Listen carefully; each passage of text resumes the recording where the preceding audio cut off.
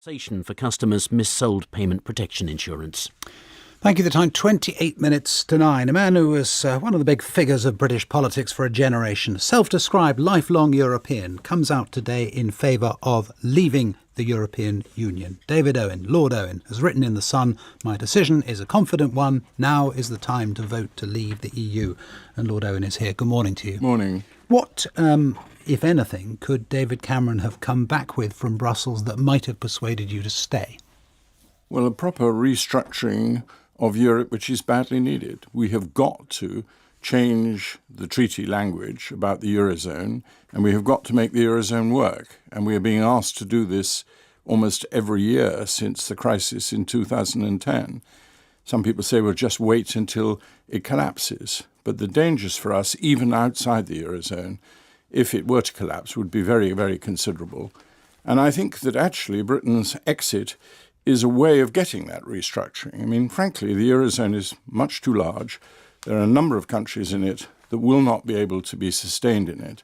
And we need to rechange the whole thing. The Eurozone needs to be smaller. Its laws needs to be changed. And outside, we need to have a much wider European trading arrangement, and that exists in the European Economic Area. If that happens, though, as a result of a departure which is opposed and resented by a lot of other European countries and is done in a disorderly way, a way in which they haven't planned through, which would be what British Brexit would be, then that surely is, well, to put it mildly, a risk of doing even more damage to an already shaky system. Well, you say disorderly and hasn't been thought through. I really don't think that is the case. You're quite right if you had said that 4 or 5 years ago, where we didn't have an arrangement for a transitional period. And indeed, there was some argument you couldn't even leave the European Union. But in the treaties now, there is a provision in Article 50 for a transitional period, which you invoke if you wish to. And David Cameron's already said he is going to invoke that if he is faced by a decision to leave. So we can leave without damaging the European Union? I believe that with sensible judgments by a British government, and I think this is one of the advantages of doing it now. We have a government that's there for 4 years, the fixed-term parliament. There's no immediate pressing election.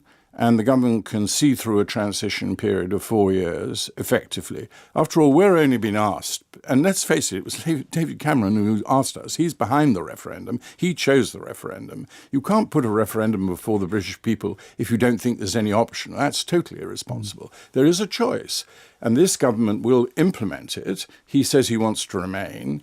And as far as I'm concerned, it's not my choice of Prime Minister, but I'm not intervening. This isn't an election. All you're doing is saying we want to come out of the European Union in an orderly way. If you decide as a government to use Article 50, as he said he will, I think that's perfectly good judgment, and I respect it. And you can even extend it by agreement with the EU. So you could even take a 3-year transition. Because you were Foreign Secretary, what a lot of people are saying, the sort of wider argument about whether this is the right moment, given the many crises there are swirling around the world at the moment, and swirling around Europe at the moment, whether this is the right moment to do something that is potentially destabilising. And Michael Fallon on the programme the other day was talking about European diplomacy when it came to Russia and Ukraine, and saying that Britain had, within Europe, been a central voice in getting sanctions, organised against the Russians. And without Britain being part of that, then Europe would have fallen apart, not having a common view. Are you not, as someone who's spent so much of your life involved in multilateral organisations and diplomacy, are you not just a bit worried? Well, let's take the Ukraine. You raised it.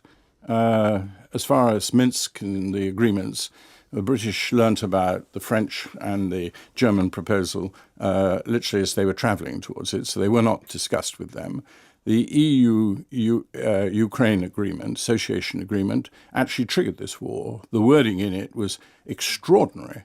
And it's now been challenged, incidentally, in a referendum in the Netherlands in April. Really? You're among those, are you, who think the EU was responsible for what happened in Ukraine? I believe that the wording and the language involving a huge amount about defence and military issues at that stage would have been inflammatory to Gorbachev, Yeltsin, Medvedev, and Putin. And I think it was very foolish language, and many people now deeply regret it. It was attacked in a number of academic journals, the most recent one, the Chatham House's journal. So, I mean, we've got to face up to, we've made some quite considerable diplomatic mistakes on the whole handling of Ukraine. I happen to be strongly in favour of sanctions against Russia, and I think the Defence Secretary is correct. I think Britain did argue for those sensibly, but there are others too. And remember, these are sanctions that are imposed not just by the EU. The most important ones are coming from the United States.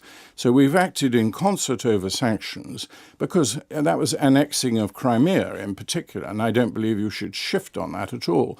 I want to see NATO strengthened. I want to see increased spending on NATO. And I think that it's a great weakness that we have not been able to respond adequately to both the Syrian crisis and the Ukraine crisis. Lord Owen, thank you very much for talking to us this morning. The time is now 20.